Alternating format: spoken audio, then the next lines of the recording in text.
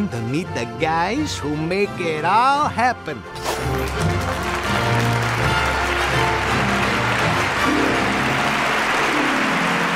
I'm Pam Marsden, and I'm the producer for Mickey's Twice Upon a Christmas.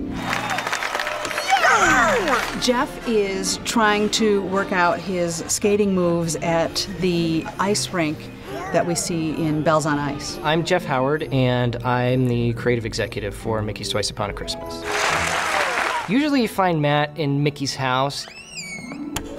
I'm not sure why Matt likes to hang out at Mickey's house. Who's my pal? I'm Matt O'Callahan, and I was brought on to direct the film. I feel really tall in Mickey's house. It just feels good to be tall. You get to put the star on the tree. We initially brainstormed like 20, 25 different ideas. The studio sort of said, open wide the gates, and everybody pitch your ideas. Bring in everything you've got. So we had ideas from artists, we had ideas from writers and directors. We've whittled down our collection for Mickey's Twice Upon a Christmas to 5 stories. Some of the deleted stuff that you're going to see is just concept sketches, and some of it is what's called story reel or like-a-reel. Okay, Pluto, let me know if this is straight. Which is sort of like watching a film strip with the voices and music and sound effects to see how the story is playing before we actually go ahead and fully animate it. Oh, I get it.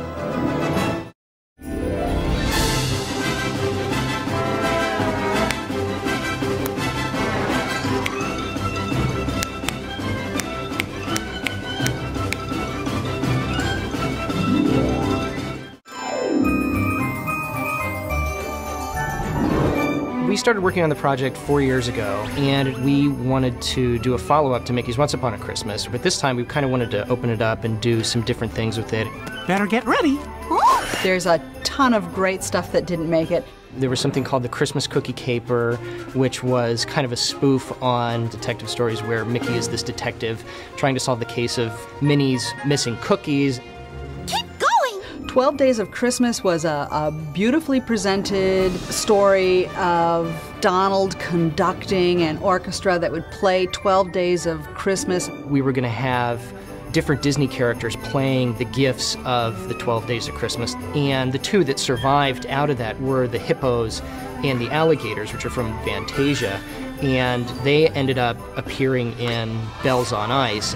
Just Jeff wants to be considered one of the gators. I guess it's true. You know, I had tried out to be a backup skater for Minnie Mouse, but, you know, they didn't pick me. She went with the alligators instead. Whatever. Fine. You know, call me Minnie. Never! I think that my personal favorite story that did not make the cut was a short called Christmas Wrapping. Christmas Wrapping, which was about Minnie being all alone on Christmas Eve and running into the guy of her dreams at the supermarket, who of course turns out to be Mickey, and they end up spending Christmas together. It was a great story, but you know what? We had 5 other great stories, but it's still an idea that's out there. You may see how Minnie and Mickey met yet.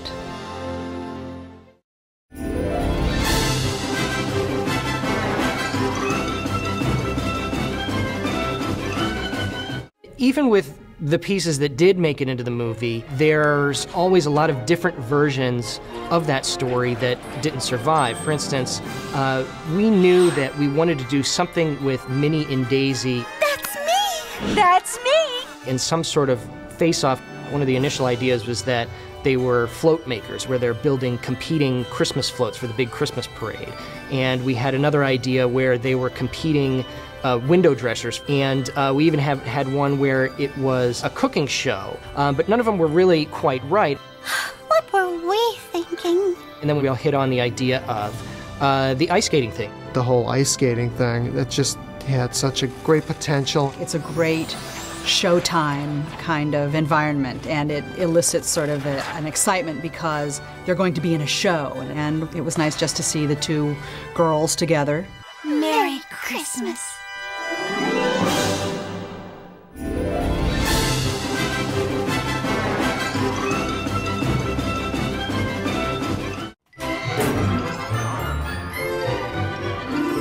Well, Christmas Impossible sort of sprang from a pitch for a spoof, and it's come a long, long way from the original pitch. The initial idea from the beginning was the nephews aren't on Santa's good list, so they decide they're going to break into Santa's and put their own names on it instead. Boys, how can you? They can't get into the list room because it's locked with a key. Originally, the key was on a pedestal, on a big piece of ice in a dome, and the polar bear would swim around guarding the key. As we were developing it, it just felt weird. The one thing that did survive was the idea of dropping down and being suspended over something. But instead of being lowered and trying to steal the key under a dome, we just put him right in Santa's office while he was sleeping. And to me, that worked so much better because everybody could relate to trying to do something sneaky in the room when somebody's sleeping. Hey, peppermint! Santa's workshop was one of our favorite environments to create. It gave us an opportunity to explore things that everybody has always thought about. What does Santa's workshop look like? And we think it looks like this. Well, Pam, of course, as the producer, is a big control freak, so she has to hang out in, the nexus of all Christmas activity, which is, of course, Santa's office. And she likes to tell the elves what to do. Oh dear, step aside, duty call!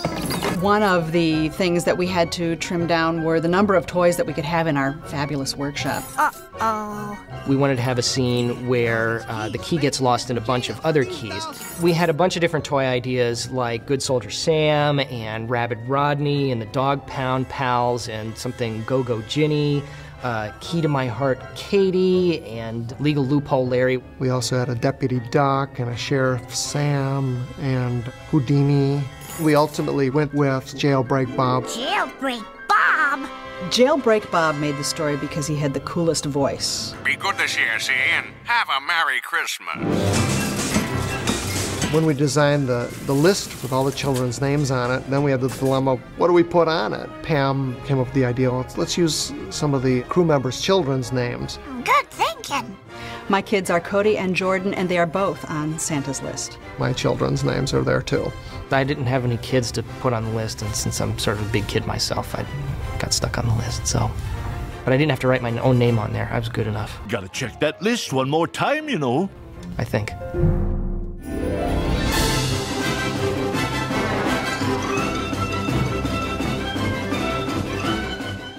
Mickey's Dog on Christmas was another one that went through a lot of different versions. Good idea. The initial treatment was called Reindeer Games, where we had the sequence with other animals going to sort of this fantasy baseball camp. Welcome everyone to Santa's reindeer camp. Oh! But with reindeer, where different animals going to learn to fly like the reindeer and stuff. The story eventually changed because we really wanted to feature Mickey Mouse and Pluto as much as we could. Just perfect. And that's when we started working in the idea that Pluto is lost, that Mickey is searching for his best pal. There was a series of scenes that we cut out where Mickey has his little lost dog flyer, and he walks past a television store window with all the monitors all over, and he gets an idea because he sees these little kids, Mickey takes his sign and puts it in front of a video camera so that every monitor reads Lost Dog. It was a very cute little piece, but the pacing kind of got bogged down there, so we had to lose that. That was something that ended up being fully animated, and it was unfortunate that we had to take it out, but, thankfully, you can see it here.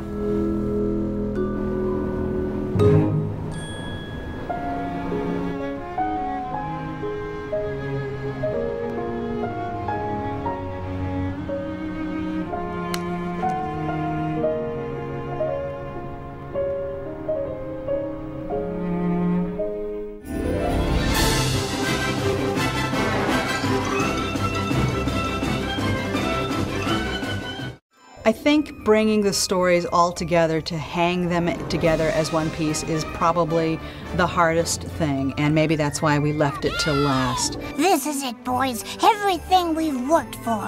One of the initial ideas that we had for how to connect all the stories was to use this story of Mickey unpacking his Christmas decorations. And as Pluto's there, he starts pulling out different things. And each of these items would trigger a memory, a Christmas memory. And we would go into that piece. Just perfect. But as we looked at it, it was a little boring for Mickey. Oh, boy. We were looking back at, old Disney stories, and the standard, Cinderella, Sleeping Beauty all started with a book, and it felt good for going in and out of these stories, and the idea of a pop-up book came to mind because of those elements.